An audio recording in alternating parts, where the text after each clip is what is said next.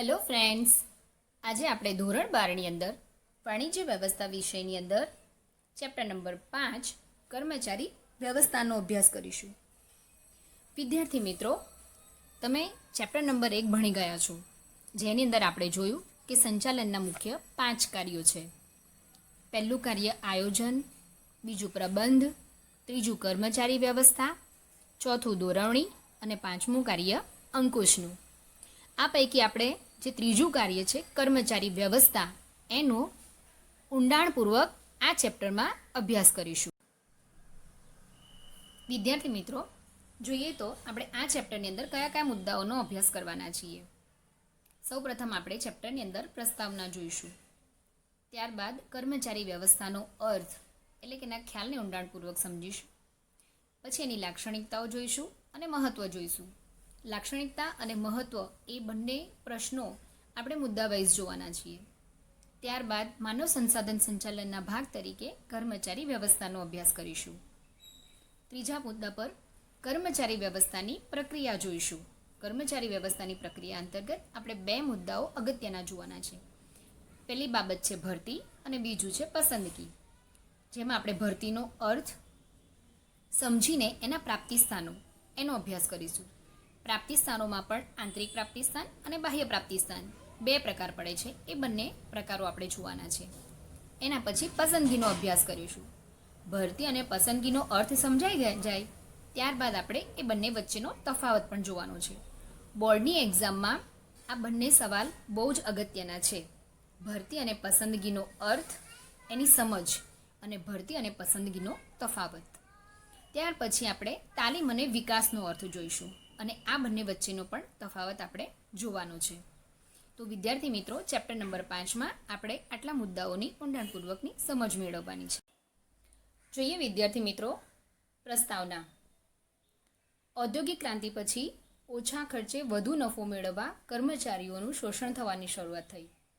જ્યારે ઔદ્યોગિક ક્રાંતિની શરૂઆત થઈ ત્યારે ઉદ્યોગોનો જેમ બને તેમ ઝડપથી વિકાસ થાય તે માટે સંચાલકોએ, મિલના માલિકોએ, પેઢીના મેનેજરોએ એક વસ્તુનો નિર્ણય લઈ લીધો કે જો આપણે નફો વધુ કમાવવો હોય તો કર્મચારીઓને ધ્યાનમાં લેવા નહીં, અને એને કારણે જ કર્મચારીઓ પાસે વધારે પડતું કામ કરાવવું, એટલે કે વધુ કલાક કામ કરાવવું, તેમને સેલરી ઓછો આપવો. જુદી જુદી નીતિઓ દ્વારા કર્મચારીઓનું શોષણ શરૂ થઈ ગયું. 19મી સદીના છેક અંત ભાગમાં સંચાલકોને બરાબર સમજાઈ ગયું કે કર્મચારીઓ એ સંચાલન માટે ખૂબ જ અગત્યના છે. તેઓ ખૂબ જ લાગણીશીલ છે, સંવેદનશીલ છે અને ઉત્પાદનનું જીવંત સાધન છે. એટલે કર્મચારી જોડે જો અન્યાય કરવામાં આવશે તો ઉદ્યોગોનો એટલે કે એકમોનો વિકાસ અટકશે. યંત્રો કંઈ આપોઆપ નથી ચાલતા, પણ કર્મચારીઓ એને ચલાવે છે. પરિણામે કર્મચારીઓની ભરતી, પસંદગી, નિયુક્તિ, બઢતી, બદલી, તાલીમ વગેરે માટે વૈજ્ઞાનિક પદ્ધતિની જરૂરિયાત અનુભવાઈ. ત્યાંથી જ સંચાલકોએ નિર્ણય લઈ લીધો કે હવે પછી કર્મચારીઓને લગતી કોઈ પણ બાબત હોય એના ઉપર વૈજ્ઞાનિક દ્રષ્ટિએથી વિચાર કરી, પગલાં ભરી અને તેમની સાથે અન્યાય ન થાય તે રીતના કાર્યો કરવા. 19મી સદીના અંત ભાગમાં આગવી સૂઝ ધરાવતા સંચાલકોને શું સમજાયું, આ રીતનો વિધાન સમજાવો 2 માર્ક્સમાં બોર્ડની અંદર તમને પૂછાય છે. તો એની અંદર તમે આટલા મુદ્દાઓને આવરી લઈ શકો છો. પહેલા મુદ્દામાં તમે સમજાવી શકો છો કે ઔદ્યોગિક ક્રાંતિ પછી ઓછા ખર્ચે વધુ નફો મેળવવા માટે સંચાલકોએ કર્મચારીઓનું શોષણ કરવાની શરૂઆત કરી અને છેક 19મી સદીના અંત સુધીમાં એમને સમજાયું કે કર્મચારીઓનું શોષણ કરવાથી ઉદ્યોગો ગતિ નહીં કરશે પણ અધોગતિ કરશે. એટલે કર્મચારીઓનું મહત્ત્વ એમને 19મી સદીના અંતમાં સમજાયું. તેઓ જાણતા થયા, સમજતા થયા કે યંત્રો આપોઆપ નથી ચાલતા, પરંતુ એને ચલાવનાર કર્મચારીઓ એ એકમનું જીવંત સાધન છે. અને ત્યારથી એમણે કર્મચારીઓ પક્ષે જોડાયેલી દરેક કે દરેક બાબતો માટે વૈજ્ઞાનિક પદ્ધતિની જરૂરિયાત અનુભવાઈ. તો આ રીતે આ વિધાન સમજાવવામાં તમારે આટલા મુદ્દાઓને આવરી લેવાના છે.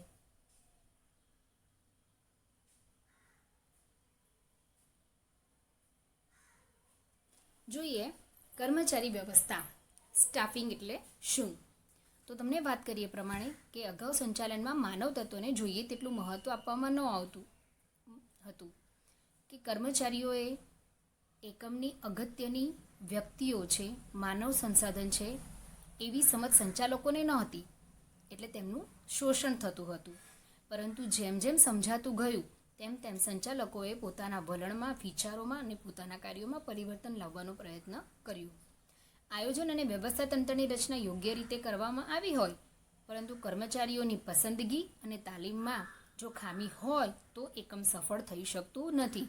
તમે પ્લાનિંગ ગમે તેટલું કરી લો, તમે વ્યવસ્થા તંત્રની રચના યોગ્ય રીતે કરો, પણ એની અંદર કામ કરનાર કર્મચારીઓની જે પસંદગી કરવાની હોય, એમને જે ટ્રેનિંગ આપવાની હોય, એ બધામાં જો ખામી રાખવામાં આવે તો એકમ ક્યારેય સફળ થઈ શકતું નથી.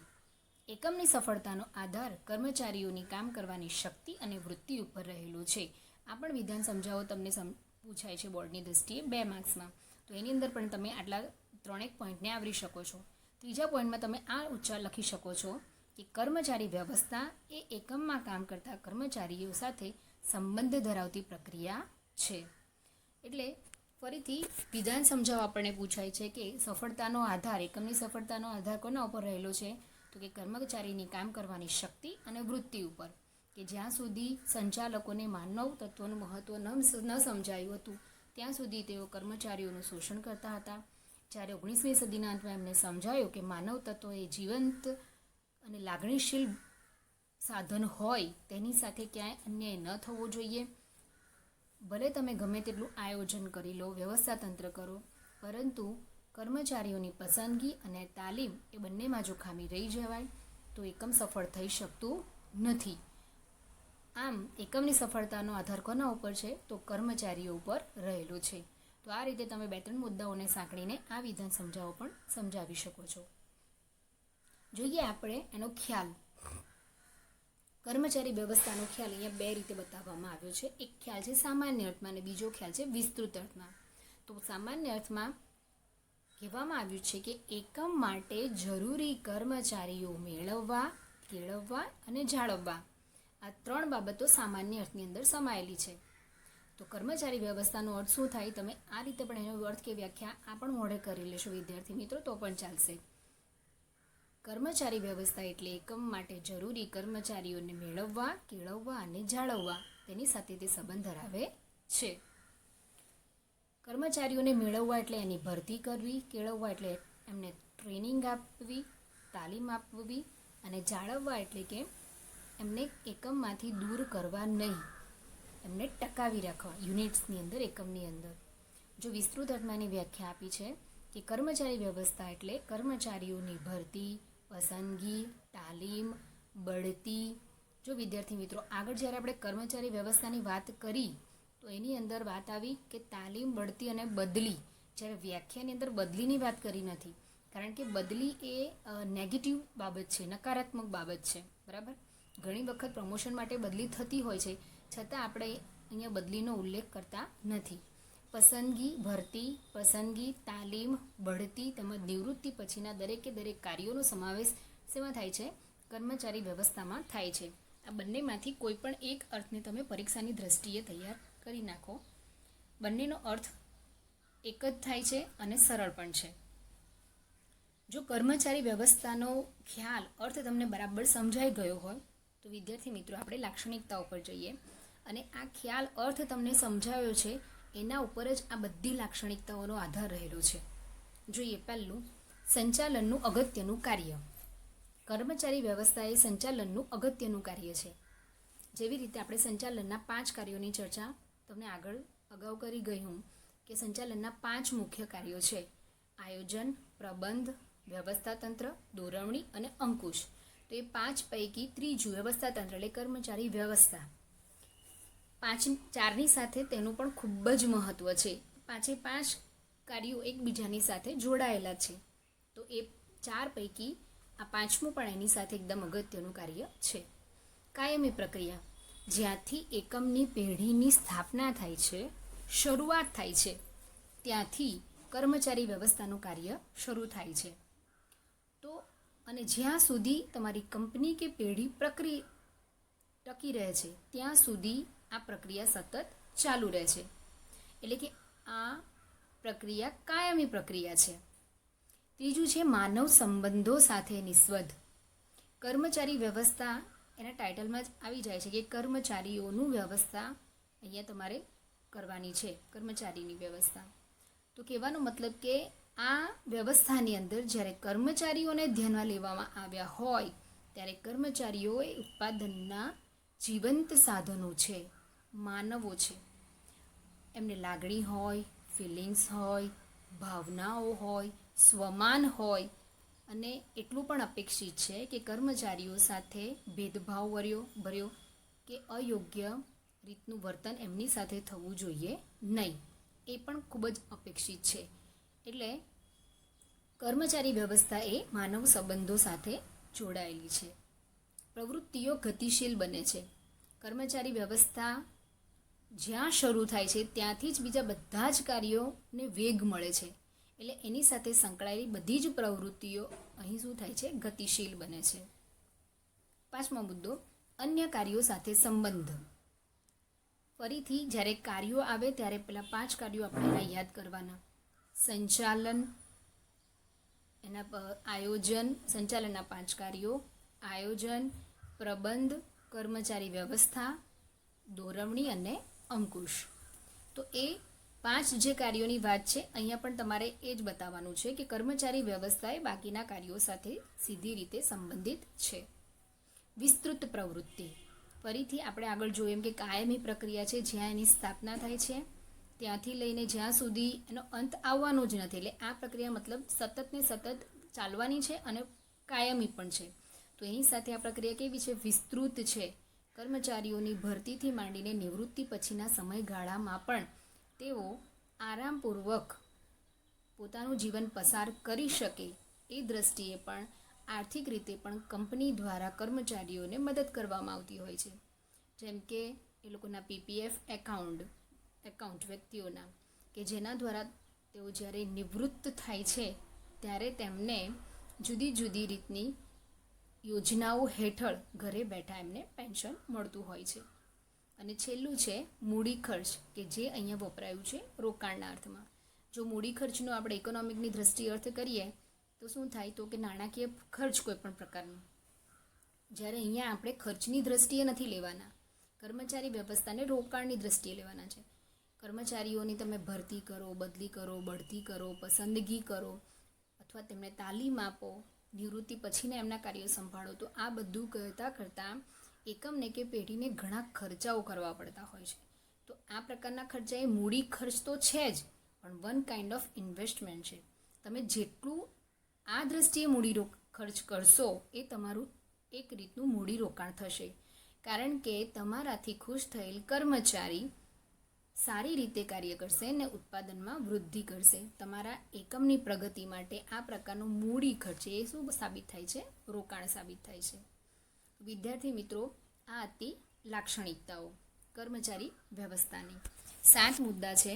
જો આ જ સવાલ, લાક્ષણિકતાઓવાળો સવાલ જો તમને 2 માર્ક્સમાં પૂછાય છે તો તમારે 2 મુદ્દા સમજાવવા, 3 માર્ક્સમાં પૂછાય તો 3 મુદ્દા સમજાવવા, અને જો 5 માર્ક્સમાં પૂછાઈ જાય, જો વ્યાખ્યા સાથે પૂછાય તો તમારે 4 મુદ્દાને મેન્શન કરવાના, અને વગર વ્યાખ્યાએ માત્ર લાક્ષણિકતાઓ સમજાવો એ ટાઈપનો સવાલ હોય તો 5 મુદ્દાઓને મેન્શન કરવાના રહેતા હોય છે, અને એ પ્રકારે મુદ્દાને લખવા.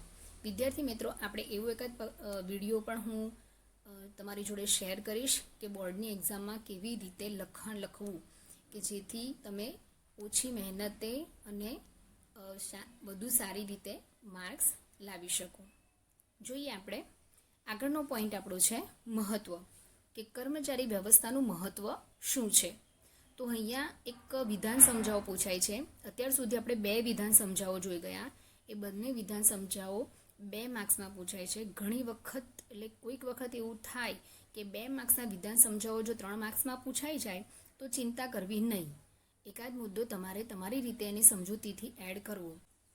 5 માર્ક્સના સવાલ જો તમારો પૂછાય તો તેમાં તમારે સમજૂતીના 5 મુદ્દાઓ સમજાવવાના થતા હોય છે. વિધાન સમજાવોની અંદર ઘણી વખત 3 અને 2 માર્ક્સના વિધાન સમજાવો પણ કેટલાક સંજોગોમાં 5 માર્ક્સની અંદર પણ એ સવાલ પૂછી શકાતા હોય છે. તો એને કઈ રીતે જવાબ એનો લખવો એ માટેનો વિડીયો પણ આપણે ચોક્કસ શેર કરીશું વિદ્યાર્થી મિત્રો. અહીંયા આપણે જોઈએ મહત્વ માટેનું એક વિધાન સમજાવવું છે, તો એની અંદર આપણે જવાબ કેવી રીતે લખવાનો છે એ જોઈ લઈએ અને વિધાન સમજાવવું પણ સમજી લઈએ. આ પણ વિધાન સમજાવવું બોર્ડની દ્રષ્ટિએ ખૂબ જ અગત્યનું છે.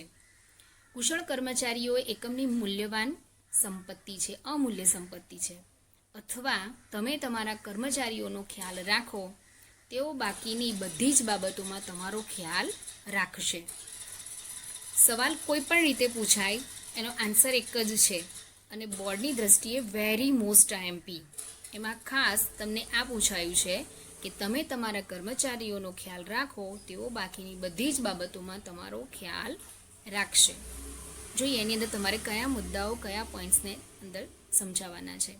તો પહેલું સમજાવવાનું છે તમારે કે સંચાલનના ક્ષેત્રમાં કર્મચારી સંચાલનના વિશિષ્ટ સ્થાન ધરાવે છે. સંચાલનનું જે ક્ષેત્ર છે એ ક્ષેત્રની અંદર આપણે કાર્યો જોયા અને બધા કાર્યોની અંદર કર્મચારી સંચાલન છે એક વિશિષ્ટ પ્રકારનું સ્થાન ધરાવે છે. એ આપણે એના લક્ષણોની અંદર પણ સમજી ગયા છીએ. જેમ જેમ ઉદ્યોગોનો વિકાસ થતો ગયો તેમ તેમ તેનું મહત્ત્વ વધતું ગયું. જેમ ઉદ્યોગોનું ડેવલપિંગનું ક્ષેત્ર જેમ વધતું ગયું, ડેવલપિંગ થતું ગયું, તે રીતે કર્મચારીઓની વ્યવસ્થા માટેનો જે મુદ્દો છે એનું પણ મહત્ત્વ ધીમે ધીમે વધતું ગયું. એટલે આપણે એની વ્યાખ્યા પણ જોઈ કે પહેલાં સંકુચિત ખ્યાલમાં કે નાના ખ્યાલમાં કેવી બાબતો આવી અને ધીરે ધીરે એનો વિસ્તૃત અર્થ પણ બહાર આવ્યો કે કર્મચારીઓની ભરતીથી માંડીને તેઓ નિવૃત્ત થાય છે ત્યાં સુધીની નિવૃત્તિ પછીની પણ બાબતોને અંદર આવરી લીધી છે. એટલે જેમ ઉદ્યોગોનો વિકાસ થતો ગયો તેમ કર્મચારી વ્યવસ્થા એ પણ એક વિશિષ્ટ અને વિસ્તૃત સ્થાન ધરાવતી ગઈ. જળ યંત્રોની માવજત ઉત્પાદનમાં વધારો કરી શકે છે, જ્યારે કર્મચારીઓ એ વધુ સારા પરિણામો પ્રાપ્ત કરી શકે છે. તમે યંત્રોથી કામ કરો, 10-12 યંત્રોથી કામ કરશો તો ઉત્પાદનમાં તમે ચોક્કસ વધારો કરી શકશો, પણ જો કર્મચારીઓ હશે તો તમે ઉત્પાદનની સાથે સાથે તમારા એકમને પણ આગળ લઈ જઈ શકશો. બરાબર, કારણ કે આપણે એ પણ જોઈ ગયા કે કર્મચારીઓ એકમની જીવંત મૂડી છે. બરાબર, જીવંત ઉત્પાદનનું એક સાધન છે. તો પરિણામોમાં ચોક્કસ ફરક પડી જ જાય કે યંત્રો સાથે તમે કામ કરો અને જીવતા માનવીઓ સાથે, કર્મચારીઓ સાથે કામ કરો. આગળના પોઈન્ટમાં ધંધાકીય એકમના ભવિષ્યનો આધાર અન્ય પરિબળોની સરખામણીમાં તેમાં કાર્ય કરતા કર્મચારીઓ પર વધારે છે. એટલે કે એકમની અંદર, યુનિટ્સની અંદર સૌથી વધારે ફોકસમેન્ટ માંગે તો એ કોણ છે? કર્મચારીઓ છે. એ ખૂબ જ અગત્યના છે. તમે જેટલી એમની કાળજી રાખશો, જેટલું એમનું ધ્યાન રાખશો, એમના દરેક પાસાઓનું તમે ધ્યાન રાખશો, એટલા જ ઉત્સાહિત થઈને કર્મચારીઓ પોતાનું જેટલું પણ પ્રદાન ઉદ્યોગો માટે હશે તે કરશે. અને સ્વાભાવિક કે એ ઉત્સાહપૂર્વક જો તેઓ કામ કરતા હોય તો એ એકમને આગળ વધારવામાં જરૂર કર્મચારી સંચાલકોને મદદરૂપ થાય છે. આગળ, ધંધાકીય એકમના ભવિષ્યનો આધાર અન્ય પરિબળોની સરખામણીમાં કર્મચારીઓ પર વધારે છે. તેઓ એકમનું એકમાત્ર જીવંત સાધન છે. તેમને ભૌતિક સાધનોની કક્ષામાં મૂકી ન શકાય, કારણ કે તેઓમાં લાગણી અને સ્વમાન છે. એટલે યંત્રો સાથે કર્મચારીઓની સરખામણી ક્યારેય નહીં થવી જોઈએ, કારણ કે યંત્રો એ તો જીવંત સાધન નથી, જ્યારે માનવીઓ એ ઉત્પાદનનું જીવંત સાધન છે. તેમને સ્વમાન છે, તેમને લાગણી છે અને એ પરિસ્થિતિમાં એમને સાચવવા ખૂબ જ જરૂરી છે. મેં તમને આગળ ફરક સમજાવી દીધો કે યંત્ર દ્વારા કામ કરાવશો અને કર્મચારી દ્વારા કામ કરાવશો તો તમને પરિણામ અલગ જોવા મળવાનું જ છે. જો તમારે સારું જ પરિણામ મેળવવું હોય તો યંત્ર કરતાં કર્મચારીઓની કાળજી લઈને એમની પાસે કામ કરાવવું વધારે ઉત્તમ છે. પણ એટલું કે જ્યારે કર્મચારી પાસે તમે કામ કરાવો છો ત્યારે ધ્યાનમાં રાખો કે તેઓ ઉત્પાદનનું જીવંત સાધન છે. અલગ અલગ હોશિયારી, આવડત અને સમજ છે. એ જીવન સાધન છે એટલે દરેક કર્મચારીઓની અંદર હોશિયારી જુદી જુદી છે, તેમની આવડતો જુદી જુદી છે અને તેમની અન્ડરસ્ટેન્ડિંગ, સમજ પણ કેવી છે? જુદી જુદી છે. તો એ બધી બાબતોને ધ્યાનમાં રાખીને એક સંચાલક તરીકે તમારે કર્મચારીઓ સાથે કાર્ય કરવાનું છે. અહીંયા આની સાથે જોડાયેલું બીજું એક વિધાન સમજાવવું પણ આવે છે કે કર્મચારીઓ વગરનું વ્યવસ્થા તંત્ર એ આત્મા વગરના હાડપિંજર જેવું છે. તો અહીંયા તમે યંત્રોવાળી વાત પણ સમજાવી શકો છો અને એ જીવંત સાધન છે એનો ઉલ્લેખ કરીને તમે સમજાવી શકો કે કર્મચારીઓ વગરનું જે વ્યવસ્થા તંત્ર છે એ આત્મા વગરના હાડપિંજર જેવું છે. ઉપરના જે 2 વિધાન સમજાવવું છે તેની અંદર તમારા 5 પોઈન્ટનો સમાવેશ થાય છે. એકાદ પોઈન્ટ્સ તમારો લેબ્સ જાય તો વાંધો નહીં, પણ મેક્સિમમ 4 થી 5 પોઈન્ટ લખો તો વધારે સારું દેખાય. 3 લખવા તો જરૂરી જ છે. અને છેલ્લું વિધાન જે છે એમાં પણ તમારે છેલ્લા 3 મુદ્દાઓને આવરી લઈને સમજાવવાનો પ્રયત્ન કરવાનો. એટલે આ મુદ્દામાં આપણે જોયું કે ભાઈ કર્મચારી વ્યવસ્થાનું મહત્ત્વ શું છે, એકમની અંદર, પેઢીની અંદર કર્મચારીઓનું મહત્ત્વ શું છે. હવે એ મહત્ત્વને લગતા આપણે અહીંયા કેટલાક મુદ્દાઓ જોવાના છે, એ જોઈએ. તો પહેલો પોઈન્ટ છે ચાલક બળ, કે કર્મચારી વ્યવસ્થા એ પેઢી માટે શું છે? ચાલક બળ છે. ઉત્પાદનના અન્ય સાધનોની સરખામણીમાં જો આ ચાલક બળને તમે વ્યવસ્થિત રીતે ઉત્પાદન કાર્યમાં પ્રયોગશો તો એના દ્વારા તમને ધ્યેયમાં શું પ્રાપ્ત થશે? સિદ્ધિ મળશે. જોઈએ એના પછી બીજો પોઈન્ટ છે તમારું પ્રવૃત્તિઓ ગતિશીલ રહે, કે કર્મચારી વ્યવસ્થા આગળ આપણે એના લક્ષણોની અંદર જોયું કે એ કર્મચારીને જો તમે વ્યવસ્થિત રીતે એની ભરતી કરો, એની બઢતી કરો અથવા એની સાથે જોડાયેલા બીજા પાસાઓનું ધ્યાન રાખો, જેમ કે એને તાલીમ આપો છો, બરાબર. તો આ બધી બાબતોનું તમે જેમ ધ્યાન રાખતા જશો અને કર્મચારી વ્યવસ્થા આગળ વધારતા જશો એમ એની સાથે જોડાયેલી દરેક પ્રવૃત્તિઓ ગતિશીલ રહેશે. સંચાલનના અન્ય કાર્યો માટે પણ જરૂરી. ફરીથી અહીંયા પેલા જ કાર્યો આપણા આવે છે ફરીથી, કે આયોજન સારી રીતે થાય છે, વ્યવસ્થા તંત્ર જળવાઈ રહે છે, દોરવણીનું કામ સરળ બને છે અને અંકુશ પણ સરસ રીતે થાય છે. એટલે સંચાલનના જે અન્ય કાર્યો છે એ અન્ય કાર્યો માટે પણ કર્મચારી વ્યવસ્થા જરૂરી છે. એકમના હાથ પગ. હવે માનવીની જ તમે કલ્પના કરો કે હાથ વગરનો જો માનવી હોય તો શું શક્ય બને? દુનિયા અટકી જાય, સ્થિર થઈ જાય, કારણ કે દુનિયા જ આજે વ્યક્તિના હાથ પગથી ચાલે છે. એક માનવી ત્યારે જ સંપૂર્ણ છે જ્યારે એના હાથ પગ હયાત છે, બરાબર. તો અહીંયા પણ એવું છે કે એકમના હાથ પગ છે, પણ કોણ? કર્મચારીઓ. જો કર્મચારીઓ જ નહીં હશે તો સંચાલકોના હાથ પગ ભાંગી જશે. કર્મચારીઓ વગર એકમનું અસ્તિત્વ જ નથી. તો એના માટે મોટામાં મોટી મૂડી એક કર્મચારીઓ છે. એટલે જેવી રીતે માનવના શરીર માટે એનું મગજ મહત્વનું છે, કે જો મગજ નહીં હોય તો માનવીને આપણે ગાંડો કહીએ, એનો કોઈ ઇમ્પોર્ટન્સ રહેતું જ નથી. એવી રીતે કર્મચારીઓ એ સંચાલક માટે એના હાથ પગ સમાન છે. એટલું જ અગત્યનું સ્થાન છે. કર્મચારીઓમાં સંતોષ, કે કર્મચારીઓની ઘણી બધી ફરિયાદ હોય છે. તો એ ફરિયાદોને આપણે સંચાલક તરીકે સંચાલકે સાંભળવી જોઈએ, એની મુશ્કેલીઓ છે એ જાણવી જોઈએ અને એ મુશ્કેલીઓનો ઝડપથી નિકાલ લાવવો જોઈએ. તમે જેટલી ઝડપથી કર્મચારીઓની સમસ્યાઓનો નિકાલ લાવશો, તેમની ફરિયાદોને સાંભળશો, તેને નિવારવાનો પ્રયત્ન કરશો, એટલા જ કર્મચારીઓ સંતોષ મેળવશે, એમને સંતોષની લાગણી થશે અને એ સંતોષની લાગણી દ્વારા તેઓ ઉત્પાદન કાર્યમાં વધુ ઝડપથી અને વધુ વ્યવસ્થિત રીતે લાગી પડશે. તો એના દ્વારા આપણા ઉત્પાદનમાં વધારો થશે. છઠ્ઠો પોઈન્ટ છે સંબંધોમાં સંવાદિતતા, કે યોગ્ય કર્મચારી વ્યવસ્થા જો તમે ઊભી કરો છો અને સંતોષકારક વાતાવરણ ઊભું કરો. સંતોષકારક વાતાવરણ કઈ રીતે ઊભું થાય? તો કર્મચારીને યોગ્ય પગાર આપો, એમને યોગ્ય રીતે તાલીમ આપો, એમને પગાર એટલે સેલેરીમાં કોઈ પણ પ્રકારનો અન્યાય ન કરો. તો એમના જે પણ પ્રશ્નો છે, જે મુશ્કેલીઓ છે એનું નિવારણ લાવો. જો આ રીતનું વાતાવરણ પેઢીની અંદર, એકમની અંદર ઊભું કરવામાં આવે તો ચોક્કસ કર્મચારીઓમાં સંતોષની લાગણી આવશે અને કર્મચારીઓમાં જો સંતોષની લાગણી આવશે તો તેઓ ઉત્પાદન કાર્યમાં સારી રીતે જોડાઈ જશે.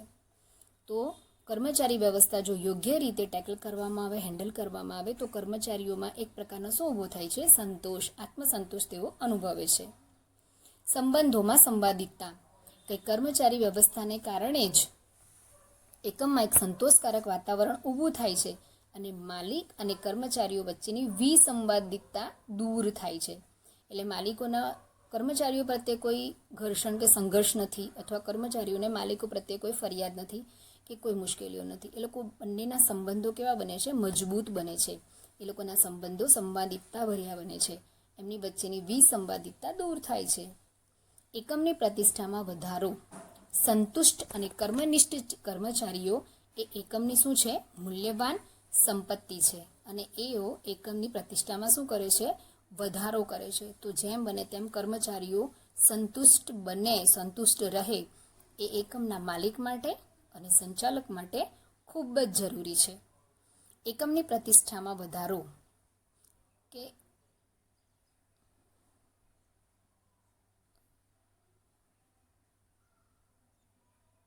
ચલો છેલ્લો પોઈન્ટ જોઈએ. સતત ચાલતી પ્રક્રિયા કે કર્મચારીઓ વિના એકમનું અસ્તિત્વ શક્ય નથી. જ્યાં સુધી એકમની પ્રવૃત્તિઓ ચાલુ રહેશે ત્યાં સુધી કર્મચારી વ્યવસ્થાઓ રહેશે, કર્મચારી પણ ત્યાં સુધી રહેશે. કહેવાનો મતલબ કે કર્મચારી વ્યવસ્થા એ સતત ચાલતી પ્રક્રિયા છે. તો વિદ્યાર્થી મિત્રો, આપણે અહીંયા કર્મચારી વ્યવસ્થાના મહત્વના મુદ્દા જોયા. 8 જેટલા મુદ્દા છે. કોઈ પણ પ્રકારનો સવાલ હોય તો તેની અંદર તમારે ઓછામાં ઓછા 5 થી 6 મુદ્દાને તૈયાર કરી નાખવાના. ફરીથી આપણે એક વખત રિપીટ કરી લઈએ. એના 8 પોઈન્ટ છે. પહેલું છે ચાલક બળ, બીજું પ્રવૃત્તિઓ ગતિશીલ રહે, ત્રીજું સંચાલનના અન્ય કાર્યો માટે જરૂરી, ચોથું એકમના હાથ પગ, પાંચમું કર્મચારીઓમાં સંતોષ, છઠ્ઠું સંબંધોમાં સંવાદિતતા, સાતમું એકમની પ્રતિષ્ઠામાં વધારો અને આઠમું સતત ચાલતી પ્રક્રિયા.